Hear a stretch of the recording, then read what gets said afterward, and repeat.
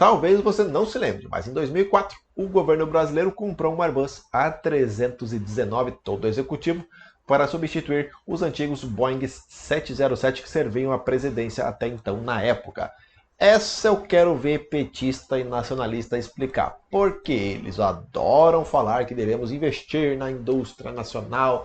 E sim, a Embraer já tinha o Embraer 190 na época e o 195 levantou voo alguns meses depois. A compra na época gerou muita polêmica, especialmente pelo valor de 159 milhões de reais, mas vamos lembrar que o dólar na época valia 3. Era mais ou menos o salário de R$ 260 o mínimo. Se a gente for corrigir de acordo com a inflação, hoje custaria em torno de 578 milhões de reais o avião, que é um preço bem próximo da realidade de um Airbus A320 ou A319 ali, isso sem o interior. O 20 é um pouquinho mais caro porque é maior, o 19 um pouquinho, não sei. Mas sem o interior VIP é mais ou menos ali uns 600 milhões de reais. É caro, meu povo. Só que, obviamente, muita gente não concordou na época. Normal. Falando que o avião era apenas um luxo para o presidente Lula ainda no seu primeiro mandato. Muitos senadores da oposição criticaram, falando que o governo deveria se preocupar com outras áreas e não ficar comprando avião. Tá bom, tá bom. A gente acredita nessa baboseira toda de político. A gente acredita. Se eles estivessem lá no lugar, eles iriam fazer a mesma coisa. Esse negócio de oposição é só você pagar que você compra a oposição. Os apoiadores lembraram na época que o Boeing 707, conhecido carinhosamente ali como Sucatão, não tinha mais capacidade de voar com o presidente. E ficou aquela briga. Vale ressaltar que os Boeing 707 eles faziam os voos intercontinentais de longo alcance, enquanto o Sucatinha, né, o nosso Boeing 737-200, ele operava nas rotas aqui dentro do Brasil e na América do Sul, isso devido, claro, ao seu alcance limitado. Fato é que o presidente anterior a Lula, que os anos não vão saber quem é, FHC, o Fernando Henrique Cardoso, chegou a fretar os Airbus A330-200 da TAM lá na época, super modernos e confiáveis. Continua, só não é tão moderno quanto era lá na época. Diferente dos 707 que viviam dando problemas, até fogo na turbina, a turbina que pegou fogo no ar, segundo as reportagens da época. O A319 chegou em 15 de janeiro de 2005, portanto vai completar 20 anos em breve. E conforme reportagem do Senado, o jato gastava $2.100 por hora de voo. Sim, eu não sei confirmar qual o valor seria hoje, mesmo corrigindo com a inflação, porque não é a mesma coisa. Mas com toda certeza não é só os $2.100 que o jato iria custar atualmente. Uma das razões da compra era justamente o gasto com o fretamento do A330 da TAM.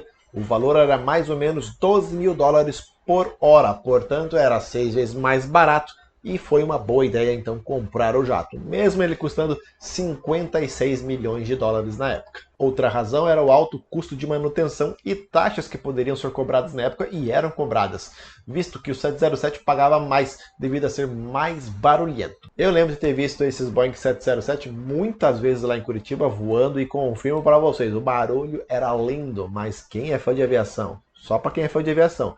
Agora, para quem estava lá dentro, não devia ser muito agradável. Com a chegada do Airbus, os custos de manutenção, as peças, os custos operacionais em geral, ficaram sim mais baratos. E claro, o avião não sofre com tantas panes como era comum no 707.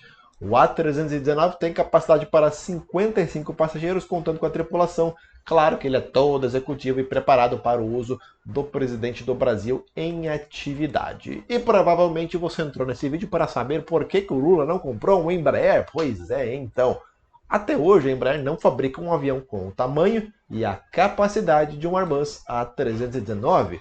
O Lineage 1000 surgiu apenas em 2005, ou seja, um ano e pouquinho depois, com capacidade de voar até 8.334 km, isso dependendo do peso do Lineage, contra 8.500 do Airbus, esse Airbus presidencial, tá? O 319 normal, ele voa muito menos, pois ele leva muito mais peso, né? Passageiro, carga, bagagem, enfim, bem diferente. Mas o tamanho dos dois é diferente, sendo o Embraer mais estreito. Cabe menos coisa dentro do Embraer, tem menos alcance. O Embraer 190, que foi a base para o Lineage, surgiu antes, mas não havia uma versão executiva para os fins da presidência. Portanto, não é difícil entender a razão da compra de um avião estrangeiro ao invés de um avião brasileiro. E os nacionalistas e os petistas piram com essa informação. Porque hoje o governo luta para que a Gol e a Latam comprem aviões da Embraer, mesmo não sendo a escolha ideal para as companhias aéreas. Algo também que não é difícil de entender, você que concorda com essa forçação de barra, não acha que o Lula deveria vender o seu Airbus e adquirir um avião da Embraer? Que está lá no portal do Senado, em matéria em 17 de janeiro de 2005, ó.